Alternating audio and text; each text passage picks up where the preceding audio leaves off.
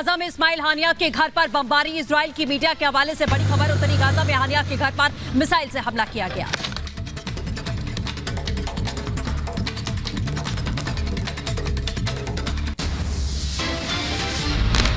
Gaza के खान यूनिस में IDF के विमानों ने बरसाए बम। हमले में पूरी तरह से नष्ट आई स्थितियां। लेबनान के आतंकी गुटों पर आईडीएफ का वार। लेबनान से इजराइल पर हमले की कोशिश में थे आतंकी। गाजा के खान यूनिस में आईडीएफ का ताबड़तोड़ हमला। इजरायली हमले में इमारत जमींदोज। दक्षिणी गाजा में हर तरफ दिखाई दिया तबाही का मंजर। आईडीएफ के हमले के बाद में पूरी तरीके से तबाह हुआ गाजा।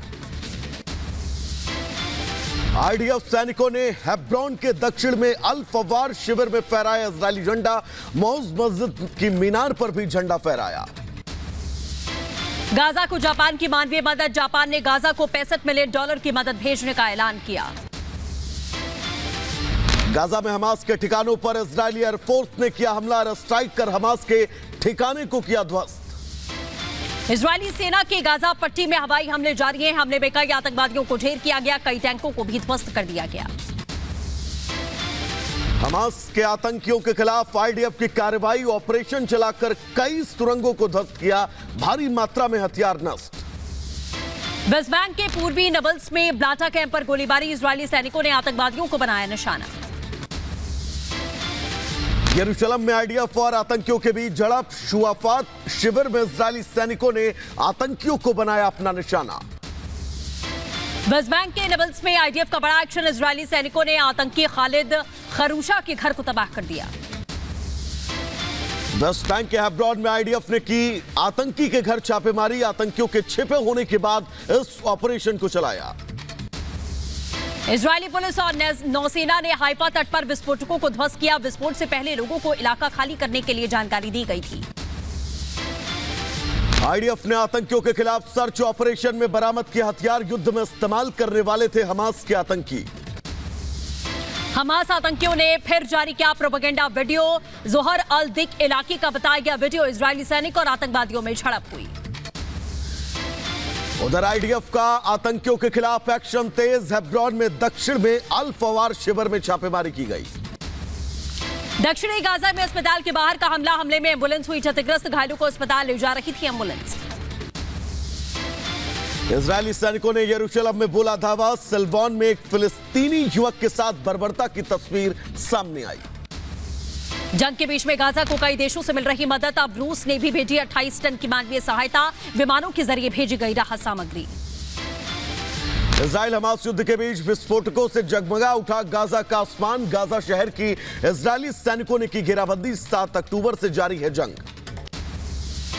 इजरायली सेना ने आतंकवादी दस्ते पर हमला कर दिया। लेबनान से इजरायली क्षेत्र की ओर से एंटी टैंक मिसाइल लॉन्च करने की कोशिश कर रहे थे आतंकी। उधर अमेरिकी विदेश मंत्री एंटनी ब्लिंकन ने इजराइल के विपक्षी नेताओं से की मुलाकात। अमेरिका की तरफ से हर संभव मदद का भरोसा।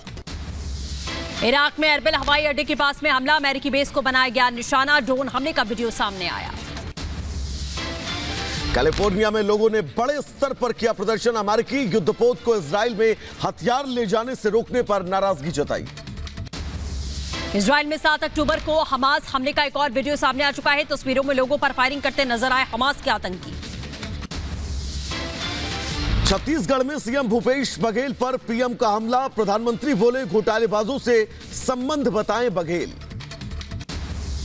सरकार ने, यहाँ के मुख्यमंत्री ने छत्तीसगढ़ की जनता को बताना चाहिए कि दुबई में बैठे इस घोटाले के आरोपियों के साथ उनके क्या संबंध है। महादेव ऐप स्कैम को लेकर बोले पीएम मोदी। कहा पैसा बरामद होने के बाद बौखलाए बघेल। बघेल देश की एजेंसियों को गाली दे रहे हैं।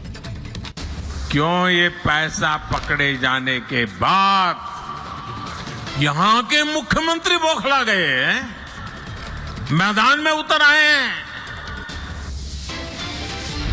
उधर प्रधानमंत्री मोदी ने कांग्रेस को बताया सबसे ज्यादा भ्रष्ट। कहा छत्तीसगढ़ में 30% वाली सरकार। पूरा छत्तीसगढ़ एक ही बात कह रहा है। जब सरकारी दफ्तर से निकलता है तो एक ही बात बोलता है, 30% कक्का, आपका काम पक्का। दुर्ग में बोले पीएम, कहा कांग्रेस ने महादेव को भी नहीं छोड़ा। आपको लूटने का कोई मौका नहीं छोड़ रही। इन्होंने तो महादेव के नाम को भी नहीं छोड़ा है। पीएम ने भ्रष्टाचार के मुद्दे पर कांग्रेस को घेरा, कहा जनता ने भ्रष्टाचारियों का हिसाब करने के लिए मोदी को दिल्ली भेजा। जिन्होंने छत्तीसगढ़ की जनता को लूटा है, सबसे हिसाब लिया जाएगा। भ्रष्टाचारियों का हिसाब करने के लिए ही तो आपने मोदी को दिल्ली भेजा है। जिन्होंने छत्तीसगढ़ के गरीब को लूटा है, उस पर कार्रवाई होके रहेगी। दुर्ग में बोले पीएम मोदी, छत्तीसगढ़ को कांग्रेस ने लूटने में कोई कोर कसर नहीं छोड़ी। अब शराब, चावल, कस्टम समेत तमाम घोटालों की जांच की जाएगी। 5,000 करोड़ रुपए का चावल घोटाला, 1,300 करोड़ रुपए का गोठान घोटाला, 700 करोड़ रुपए का डीएमएफ घोटाला, 500 करोड़ रुपए का चावल कस्टम मिलिंग घोटाला। छत्तीसगढ़ को लूटने का कांग्रेस ने कोई भी मौका नहीं छोड़ा है। पीएम के आरोपों पर सीएम बघेल ने दी सफाई, कहा बिना किसी सबूत के आरोप लगाए जा रहे हैं।